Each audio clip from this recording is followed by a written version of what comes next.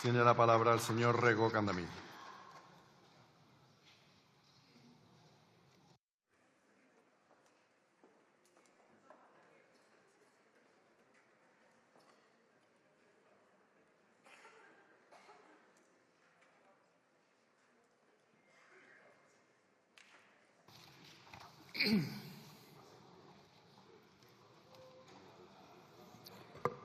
Grazas, señor presidente. Moi boa tarde. Señor ministro, onte este Congreso aprobou a admisión a trámite dunha proposición de lei recollida da Rescope, impulsada por diversas forzas políticas, entre elas o BNG, para modificar a lei de 2007, 28 de decembro, sobre o control de comercio exterior de material de defensa de duplo uso, introducindo a figura do embargo e o seu réxime xurídico. No texto recóllense tanto as situacións en que pode ser aplicado un embargo como os materiais que poden ser obxecto del. E, evidentemente, inclúyese para alén de armamento en material militar, material policial e antidisturbios, incluído peza de reposto, municións e mesmo tecnoloxía de duplo uso. Con esta lei na man, e esperamos que sexa aprobada canto antes, vostedes non terían cometido o erro lamentável, como cualificou o presidente do Goberno, de continuar cun contrato de compra de munición para a Garda Civil a unha empresa israelí. Porque, señor ministro, hoxe é evidente que continuar comerciando con Israel é colaborar nun xenocidio terrible e cada día máis atroz que está a cometer a entidade sionista contra a poboación de Palestina en Gaza. É xa unha exixencia non só política e democrática, senón tamén ética e moral facer frente aos crimes de guerra de lesa humanidade israelís, o exterminio planificado de crianzas e da poboación de Gaza para provocar unha limpeza étnica e posibilitar a ocupación dese territorio.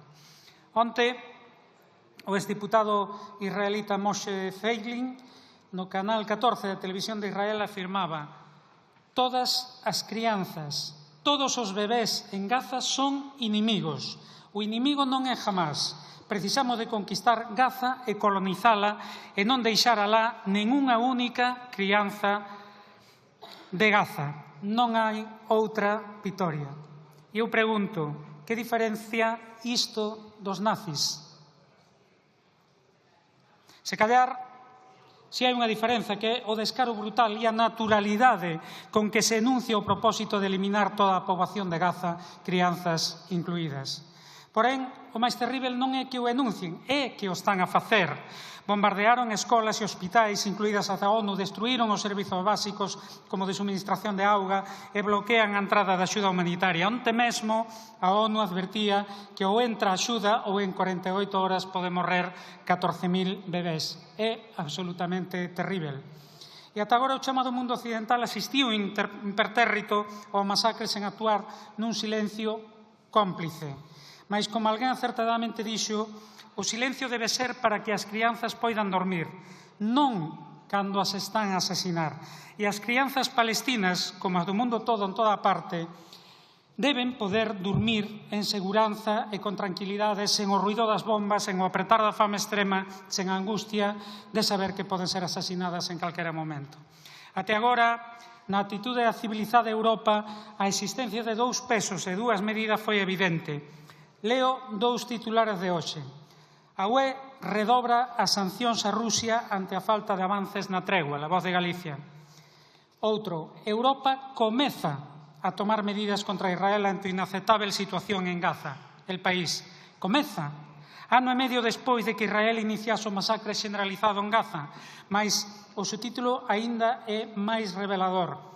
A UE revisará o seu acordo de asociación con Israel por posíveis violacións de dereitos humanos. Posíveis. Como que posíveis? Máis de 60.000 mortos e 16.000 crianzas asesinadas despois.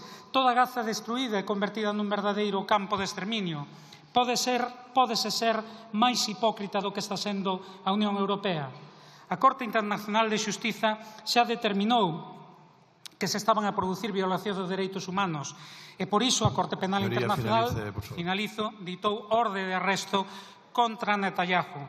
E a UE aínda fala de posíveis violacións. Por iso, señor ministro, reclamamos ao seu goberno coherencia, exiximos que se implique para que poida entrar axuda e sexa evitada a morte por fame de nutrición de millares de crianzas. Insistimos na ruptura total de relacións con Israel, incluído evidentemente o comercio de armas, mas non só, e no seu illamento internacional para comezar a enxergar o fin da ocupación de Palestina, porque as crianzas de Gaza, toda a poboación de Palestina, ten dereito a vivir en paz e liberdade na súa terra e no seu Estado, nunha Palestina libre. Moito obrigado. Tiene la palabra la señora Valido García.